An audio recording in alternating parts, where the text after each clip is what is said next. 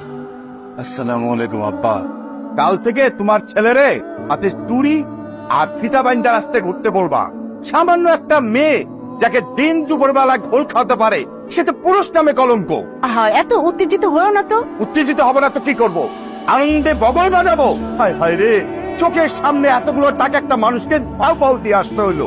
তাও সান্ত্বনা দিতে পারতাম যদি বাইকটা কিনা বাসায় নিয়ে আসতো। সান্ত্বনা দিতাম যে টাকা গেছে গেছে, কিন্তু বাইকটা তো বাসায় নিয়ে আসছে। আমার ছেলে একটা শখ পূরণ হইছে। তোমার ছেলেকে বলবা, ও যতদিন টাকা রোজগার করতে না পারে, এই ক্ষমাটাই চেহারা যেন আমার সামনে না নিয়ে আসে, আমার চোখের সামনে যেন না পড়ে। বাবা, মন খারাপ করিস না। জানিসই তো তোর আব্বার একটু রাগটা বেশি, কিন্তু একবার ভাবে দেখ, এই লোকটার যদি কিছু একটা হয়ে যায়, এই সংসারটার কি অবস্থা হবে চিন্তা করছিস? তুমি আমার সাথে এমনটা কিভাবে করলা? তুমি তো এমন মেয়ে না, কিন্তু কোনো ঝামেলাতে পড়ছো। মুখে এসব কি পড়ছিস?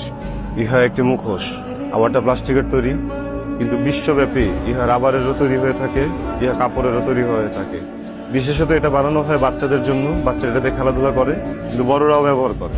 বড়রা মাঝে মধ্যে এটা পরে দুষ্টুমি করে, কেউ কেউ ডাকাতি করে, আবার কেউ হচ্ছে মানুষকে ভয় দেখায়। এই চুপ কর। এটা কোনো নাট্যশালা না, এটা একটা ভদ্রলোকের বাড়ি। আমি জানি এটা ভদ্রলোকের বাড়ি।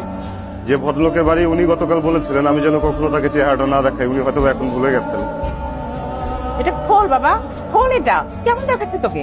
চাকরি বা মৃত্যু ছাড়া আমার মুখ থেকে এই মুখোশ এখন কেউ সরাইতে হবে না। আমার কেন খুলতে পারবি না কেন? তোর মুখের মধ্যে কেউ কি চুন কালিমা খাইয়ে দিছে? একজন সাবালক সন্তানকে তার পিতা যখন বলে যে তুই কাজ করিস না, তুই কালকে থেকে আমার মুখ দেখাবি না, তখন আসলে আলাদাভাবে চুনকালি মাখার সরি বলে চুনকালি বলে ফেলছি, চুনকালি মাখানোর কিছু নাই বাবা। আমি কি তোমাকে না দেখে থাকতে পারি বলো? আমি রিয়েলি সরি, সো সরি। আরে বাবা তুই সরি বলতেছিস কেন? এই কি হয়েছে? সরি বলবো না তো কি করবো বলো? আমি জানি আমার জন্য তোমার অনেক অপমান সহ্য করতে হয়েছে, তাই না? শোনো, তুমি যে বেঁচে আসছো না এটাই অনেক, বুঝছো? মানুষ যে কত খারাপ হতে পারে আমি না হারে হারে টের পাইছি এবার, জানো? অ্যাক্সিডেন্ট করে একটা মেয়ে রক্তাক্ত অবস্থায় রাস্তার মধ্যে পড়ে আছে। মানুষজন ওই মেয়ের মোবাইল, পার্টস, ওয়ালেট এগুলো নেওয়ার জন্য ব্যস্ত হয়ে গেছে, জানো? মানুষের কি মরার ভয় নাই? ওকে, ওয়ালেট টাকা যা গেছে ওটা আমার পাওয়া যাবে।